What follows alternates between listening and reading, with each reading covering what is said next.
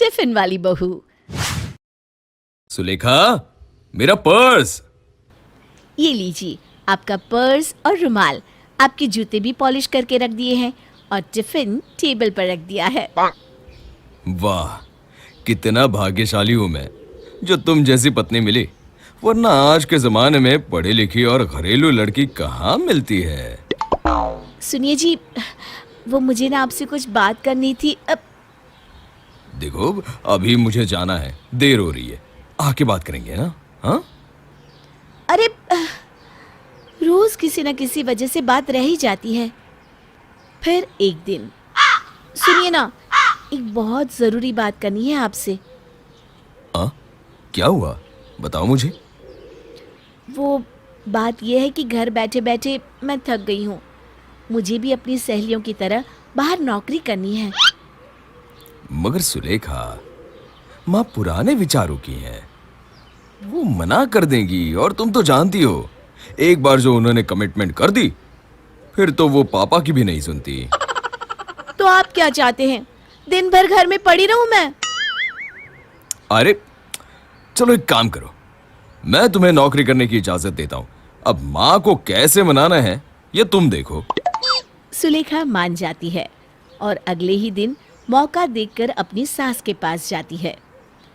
माँ, आपसे एक बात करनी थी। तो किसका इंतजार कर रही हो? फूटो ना मुंह से। माँ, मुझे नौकरी करने का मन है। सास एकदम उठकर बैठ जाती है। क्या कहा? अगर तुझे नौकरी करनी है तो फिर मुझे भी चांद पर जाना है। अरे ये आजकल की लड़कियां थोड़ा बहुत क्या पढ़ लेती है, चल देती है दुनिया जीतने। मगर माँ, मगर वगैरह कुछ नहीं, जाके खाना बना, मेरे नाश्ते का वक्त हो गया है। सुलेखा वहां से उदास होकर निकल जाती है।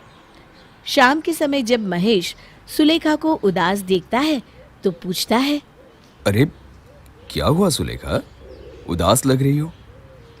माँ से कुछ बात हुई क्या? हाँ, माँ से नौकरी की बात की और उन्होंने मना कर दिया। तुम चिंता मत करो, मैं बात करता हूँ। हाँ, ये सुनकर सुलेखा खुश हो गई। अगली सुबह माँ, वो आपसे सुलेखा की नौकरी के बारे में बात करनी है। अब तुझे भी अपनी चिकनी चुपड़ी बातों में फंसा लिया ना इसने, हैं? ऐसा नहीं है माँ, नौकरी करेगी तो घर चलाने में भी आसानी होगी। वैसे भी मुझे लगता है कि थोड़े ही दिनों में प्याज खरीदने के लिए भी एफडी तुड़वानी पड़ेगी। अरे ये नौकरी करेगी तो घर कौन संभालेगा? बड़ा आया अपनी बीवी की वकालत करने वाला। अपनी माँ की खरी खोटी सुनकर वो सुलेखा के पास गया तो सुलेखा बोली, सुनिए जी, माँ यही चाहती है ना कि नौकरी के साथ साथ मैं घर का भी काम करूं। तो अगर मैं घर से ही काम करूं फिर तो माँ मान जाएगी ना? क्या ऐसा हो सकता है क्या? क्यों नहीं, सिलाई, कढ़ाई, बुनाई, बहुत से ऐसे काम हैं जो घर से ही हो सकते हैं। आप बस मुझे सोचने का थोड़ा समय दीजिए। अगले ही दिन सुलेखा ने महेश से कहा, क्यों ना मैं टिफिन सर्विस शुरू करूं, ज्यादा खर्चा भी नहीं आएगा और मैं घर भी रह पाऊंगी। अगली सुबह माँ, सुलेखा ने एक टिफिन सर्विस शुरू करने का सोचा है। इससे वो घर का ध्यान भी रख पाएगी और काम करने में भी आसानी होगी। तो अभी तक नौकरी करने का भूत उतरा नहीं है उसके सर से, है? माँ, कैसी बात करती हो माँ, तुम तो यही चाहती थी ना कि वो घर का ध्यान रखे, तो ऐसा ही तो हो रहा है ना। ना चाहते हुए भी उसकी माँ को मानना पड़ा। धीरे धीरे सुलेखा की टिफिन सर्विस शहर में मशहूर होने लगी। उसके टिफिन के लिए दूर दूर से ऑर्डर्स आने लगे। ये देखकर उसकी सास उससे जलने लगी और उसने उसका बिजनेस बंद कराने की ठान ली।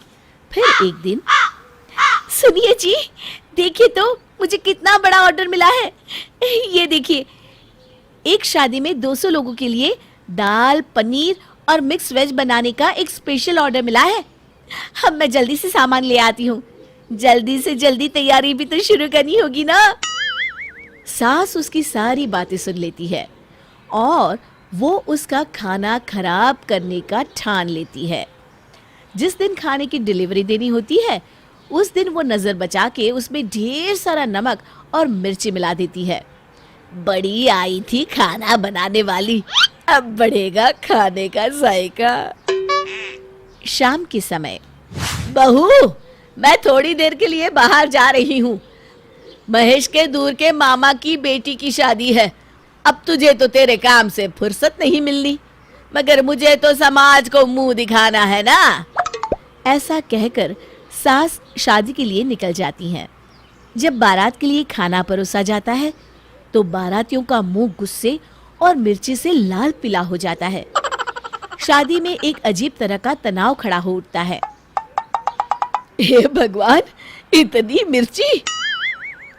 तब उसका माथा ठनका और वो समझ जाती है कि जिस बारात के लिए सुलेखा को 200 लोगों के खाने का ऑर्डर आया था वो और कोई नहीं बल्कि उसकी खुद की भांजी की शादी थी। ये देखकर उसकी सास बहुत पछताती है और सुलेखा और अपने बेटे को सब सच सच बता देती है।